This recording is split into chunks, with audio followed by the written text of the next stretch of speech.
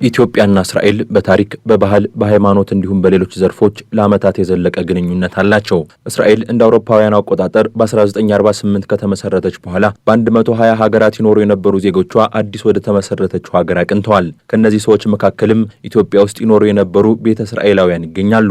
በዚህ ሰዓት እስከ 180 ሺህ የሚደርሱ ቤተ እስራኤላውያን እስራኤል ውስጥ ይገኛሉ የሚሉት በኢትዮጵያ የእስራኤል አምባሳደር ዶክተር አብርሃም ንጉሴ የሁለቱን ሀገራት ግንኙነት በማሳለጥ ረገድም የቤተ እስራኤል ሚና ከፍተኛ መሆኑን ተናግረዋል። የኢትዮጵያ ለብዙ ሺህ ዓመታት የኖርነ የኢትዮጵያ ቤተ እስራኤሎች ዛሬ በእስራኤል ሀገር ከ180 ሺህ ያላነስን የኢትዮጵያ ቤተ እስራኤሎች በእስራኤል ሀገር እንገኛለን። የኛ መገኘት ደግሞ በዚያ በሁለቱ ሀገሮች እና በሁለቱ ሕዝቦች መካከል ያለውን ግንኙነት የበለጠ ሕያው ድልድይ በመሆን በማጠናከር ላይ ይገኛል ማለት ነው።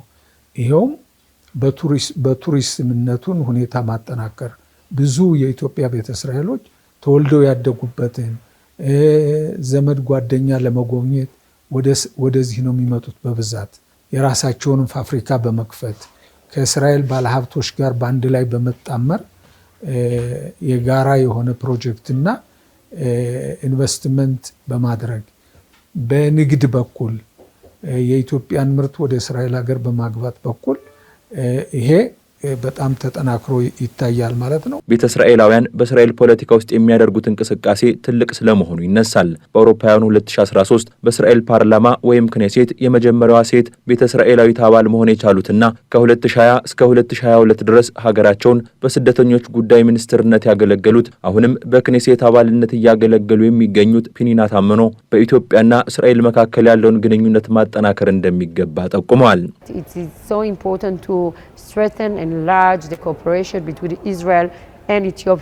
በእስራኤልና ኢትዮጵያ መካከል ያለውን ግንኙነት ማሳደግና ማጠናከር ያስፈልጋል። በጋራ መስራት የሚገባን ብዙ ጉዳይ አለ። ሁለቱን ሀገራት የሚያስተሳስሩ ስራዎችን በመስራት ረገድ ያሉ ጅምሮችን ማስቀጠል ይገባናል። ጤናና ንግድን በመሳሰሉ ዘርፎች በርካታ ስራዎችን በትብብር መስራት አለብን። ኢትዮጵያ ውስጥ ትልቅ የህፃናት ሆስፒታል እንዲገነባ የማድረግ ዓላማ እንዳላቸውም ፒኒና ታመኖ አክለው ተናግረዋል። የቤተ እስራኤላውያን ማህበረሰብ ጠንካራ ማህበረሰብ መሆኑን የጠቆሙት ሌላኛዋ የእስራኤል ፓርላማ አባል ዶክተር ጸጋ መላኩ በበኩላቸው ቤተ እስራኤላውያን በእስራኤል የሀገር ውስጥ እንቅስቃሴ ላይ እያስመዘገቡ ያሉት ውጤት የሁለቱን ሀገራት ግንኙነት ከፍ ለማድረግ የሚያግዝ መሆኑን ተናግረዋል። ኢየሩሳሌም ውስጥ ከሰሃራ በታች ከሚገኙ የአፍሪካ ሀገራት ንብረት ያላት ኢትዮጵያ ናት። የኢትዮጵያን ንብረት ተጠብቆ የሚገኘው በእስራኤል ሀገር ነው። በአሁኑ ሰዓት ደግሞ የኛ ቤተ እስራኤሎች እዚህ መገኘት ምንም ቁጥራችን ትንሽ ቢሆንም በጣም ጠንካሮች ነን። ጠንካራ ኮሚኒቲ ነን።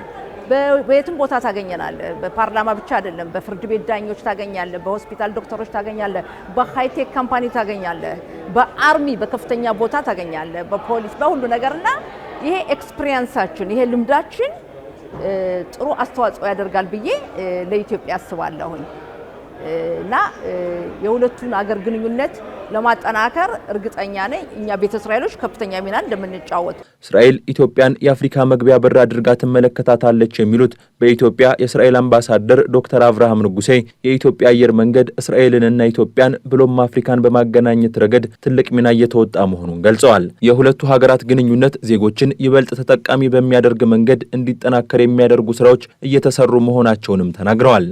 ኢትዮጵያ ለእስራኤል ወደ የአፍሪካ ዋና በር ናት።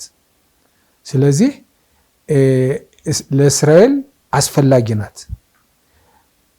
እስራኤል ደግሞ ለኢትዮጵያ አስፈላጊ ናት። አሁን የተጀመረው ሂደት በተለይ በንግድም በኩል ይሄርን እንደሆነ በአየር መንገድ ይሄርን እንደሆነ ያለው ሂደት ዛሬ ኢትዮጵያ አየር መንገድ የሚያደርገው አስተዋጽኦ ቀላል አይደለም። ይሄ ሁኔታ እድገት እንዲያሳይ ያስፈልጋል። በሁለቱ መንግስታት መካከል ያለው ትብብር የበለጠ እንዲደርስ ያስፈልጋል።